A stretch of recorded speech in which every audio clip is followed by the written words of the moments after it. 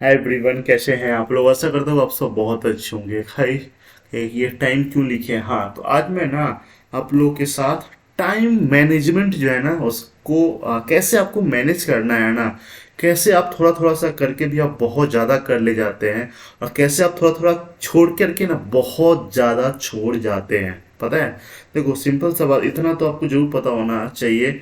सबके पास ना 24 घंटा है, सबके पास। आप स्पेशल नहीं हो कि हाँ आपके पास है और किसी के पास एकदम जो बहुत ज़्यादा धनी आदमी उसके पास 48 घंटा का दिन रात।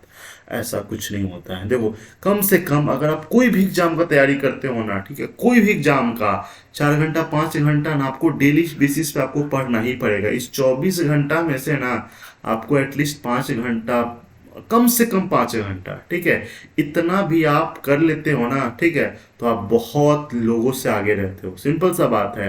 हाँ, आप ऐसा नहीं है कि हाँ कम से कम अगर इतना ज़्यादा से ज़्यादा आपको होता है कि देखो किसी किसी दिन बच्चा का पढ़ाई नहीं हो पाता है, वो भी इधर उधर के चक्कर में। कोई आ गया लड़का है तो ज़्यादा दोस्ती यारी ज़्यादा करता है तो घूमने चला गया, लड़की अगर सीरियल वगैरह देखना शुरू कर देती है, मतलब कुछ भी एकदम नहीं होता है तो इधर उधर में ही एकदम पूरा, या फिर इधर उधर मतलब बातचीत कहीं पे होना शुरू हो जाता है। आप फोकस कर रहे होंगे कहाँ कहाँ पे मैं बारे में बात कर रहा हूँ, ठीक है, मतलब रीजन कुछ भी हो सकता है।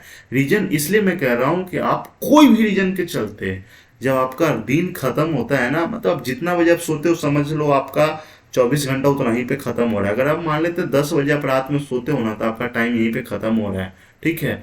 10 बजे आपको ये रियलाइज होता है ना, यार आज मैं कुछ नहीं कर पाया, कुछ नहीं कर पाया एकदम, है ना।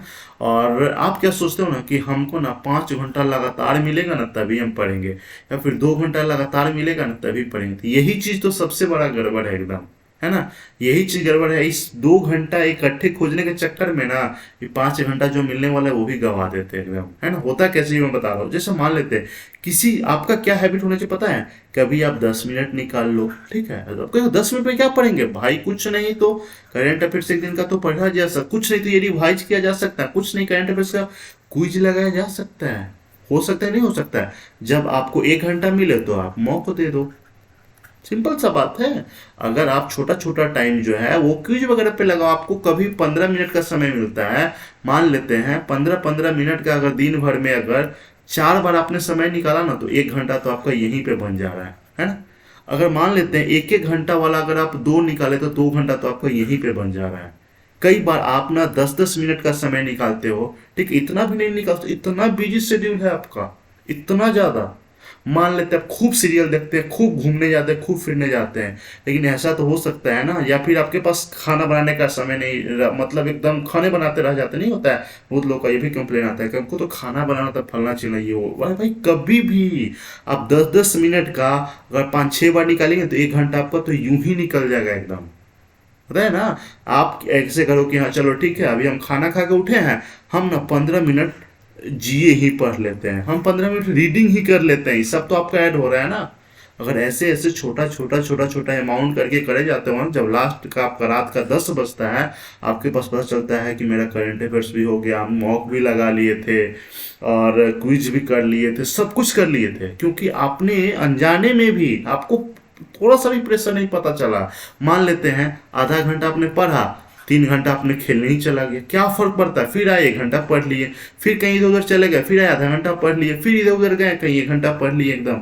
आते जाते मतलब ऐसे कम से कम 24 घंटा में ये तांडव तो रचा जा सकता है कि नहीं रचा जा सकता है। ऐसे कर करके अगर आप काम करने के ऊपर फोकस करते हो ना, तो आपका सही बता रहे हैं, आप कैलकुलेट करके देखना डेली बेसिस पे, आपको लगेगा कि हम कुछ नहीं कर रहे हैं फिर भी आप 4-5 घंटा पढ़ रहे हैं।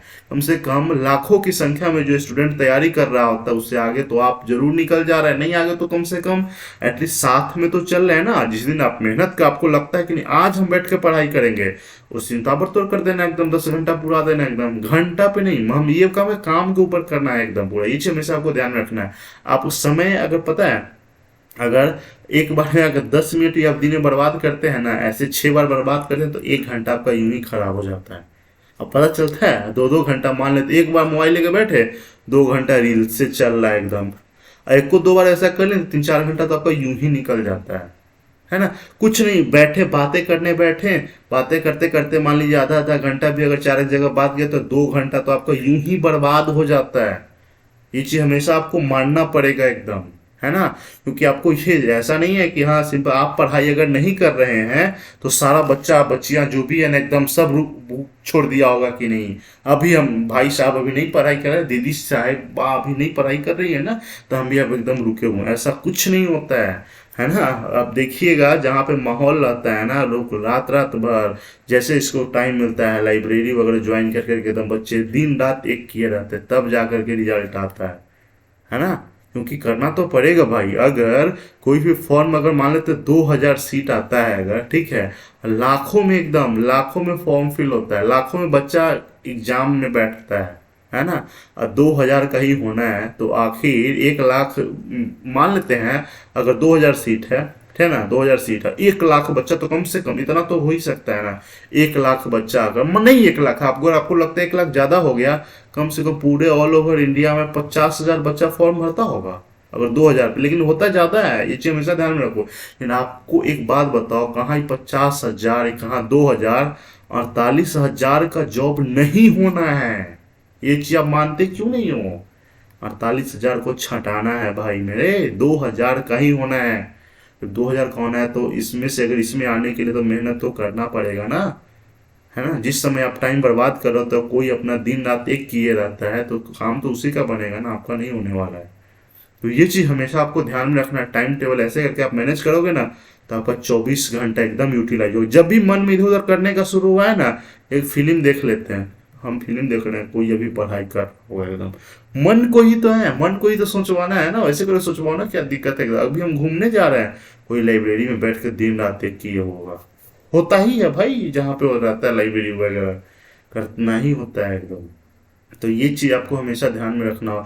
कई बार आप देखो कि जो बच्चा जॉब कर रहा होता है ना, उसका रिजल्ट होता है, आप दिन रात एक ही होता है, आपका नहीं होता है, क्योंकि उसके पास फिक्स है 8 घंटा ड्यूटी, अब बाकी का जो 3 4 5 घंटा वो अपना स्टडी में ही देता है। आप सोचते हैं मेरे पास तो 24 घंटा है, इधर उधर रच रच के इधर उधर करते रहता है, पता चलता है कोई काम ही नहीं कर पाते हैं, है ना, और आपसे आगे निकल जाते। तो ये चीज हमेशा आपको ध्यान में रखना गाइस। अगर ये टाइम मैनेजमेंट वाला सिस्टम अगर आपको पसंद आए ना, तो जरूर हर एक उसको शेयर करें, जो कि सबको शेयर कर देना ये वाला। ये इसलिए कर रहा हूँ ना क्योंकि टाइम का इशू सबके पास रहता है, कहता नहीं है, लेकिन दिन रात में अगर कैलकुलेट करोगे तो टाइम आपका बर्बाद हो ही जाता है। थोड़ा सा आइडिया मिल जाए, ताकि अगर सिंपल सा बात है, 50,000 में से अगर 2,000 का भला है, तो हम सोचते हैं कि अगर कुछ भी लोग देखे, एक आदमी का भी अगर भला हो जा रहा है ना, तो वो काफी है ना।